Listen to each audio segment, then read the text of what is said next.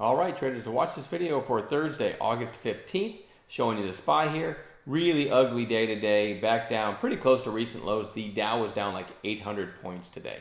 One thing I'm really proud of is I had a great day and I didn't short, right? That's pretty cool. I also got a private message from somebody who's about 1 week into the course telling me that he was hadn't taken any shorts and he'd only taken longs, but the cool thing was he was saying that he resolved when he logged in today. He resolved to take more trades, right? When he saw an A+ setup, he was going to take it. In other words, he was sick of watching trades trigger, meeting our A+ parameters that we put forth in the course, and then watching it run and not taking it, right? That really, really gets in your head. So he logged in today and said, you know what? I'm going to take more trades. If they meet his parameters. Anyway, long story short, he said he's up $200 on the day. And that's pretty awesome for a brand new trader, 1 week into the course. And I love the fact that this person just got sick of watching stuff run without him and not pushing the button, right? So hats off. Love, love, love getting messages like that. And the same thing here, really. I didn't take any shorts. I only took A+ setups and had a really, really nice day. So it just goes to show, if you log in every day and you resolve to wait for A+ setups, get long, scale out when it's working, tighten your stop on the rest. You can make a living doing this. You really can. All right. So here's a couple highlights from today real quick. AKTX, for those of you that didn't make it to chat today, I called this long over the mic right here, 270, 271-ish as a Tokyo before it broke the high of day. Just thought, hey, this is late in the day. It really never rolled over. And I love the fact that right here, it gaps up, sells off, takes out the highs, and then rips to the lows. If anything is going to give shorts confidence, it's this, right? Then put in a little lower high, and then right back to. But look at this; it never broke the low of day again.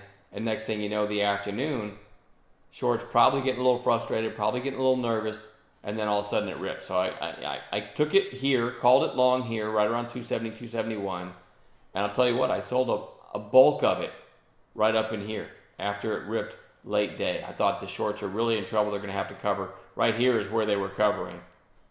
And I had a really, really nice trade in that one. So there's one example from today. RKDA. I already made a video about this if you follow me on Twitter, but if you don't and you weren't in chat, I'm going to give Wayne some credit here. This was a great call. The old second mouse play, right? So it gaps down. RKDA has been crazy strong lately. It gaps down, ends up ripping all the way up, almost getting up to that afternoon spike from yesterday, right? I'm showing you 1 minute candles here. So then it breaks through 6, pulls back, and starts to go sideways. Seller shows up. Wayne calls the old second mouse play. If you haven't read his blog on the second mouse play, read it, right? It's a great blog, and this was a perfect example of it. He called this long through 6 as a second mouse. And this ends up going to 7, by the way. That's not an errant tick. It actually went to 7 before it ended up starting to come back down. So a great, great call by Wayne there. If you weren't in chat late in the day, I posted somewhere about right here, RKDA big volume spike. Now, I took my eyes off it because I was busy monitoring AKTX. But this was, probably a Tokyo play. I didn't get involved. And it ended up ripping through the highs. And then in after hours, I think this actually went up over 8 at one point. Right now, as I'm talking, at 7:02 p.m. Eastern time, it's trading at 7:56. So that's actually going to be on watch tomorrow. But that was another really nice call by Wayne. He also called, AVYA, another second mouse. See how it appears 12 here, which was also a break of yesterday's high? Takes out the low of day. Next thing you know, it's right back up. Called the second mouse through 12 right there. It ends up going to 12.50. Another nice call. So anyway, really, really nice day. And I've actually got some charts that I like a lot for tomorrow, even though the Dow was down 800 points today. So let's get right to it. RKDA, because of the reasons I just told you, this thing's been insane. As I said, I'm talking right now, it's at 750 something. So it's above this 3-day high. We'll see. It's a very crowded stock, but we're going to watch it again tomorrow.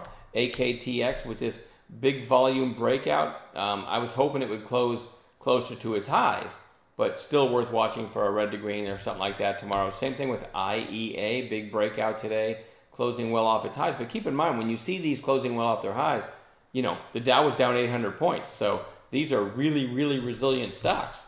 So we're going to watch it. NVAX, massive volume for this stock and a pretty strong close. NVAX also topped out right at the half, 650. You know we love half number and whole number inflection points. One of my favorites going into tomorrow for maybe a red to green, something like that. XNet, another one, just really strong in a weak tape. We're going to watch that one. RUHN, kind of breaking out of a base here, a little bit of extra volume, closing off its highs. We're going to watch that one. Real, now this gapped up on like an earnings surprise, relatively recent IPO. This was actually one of my favorite gappers this morning if you were in chat, but it never gave any kind of a setup. And look what it did, man. This is insane. So, I don't know.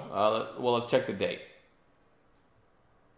June 28th, IPO day. This thing hit 30 bucks.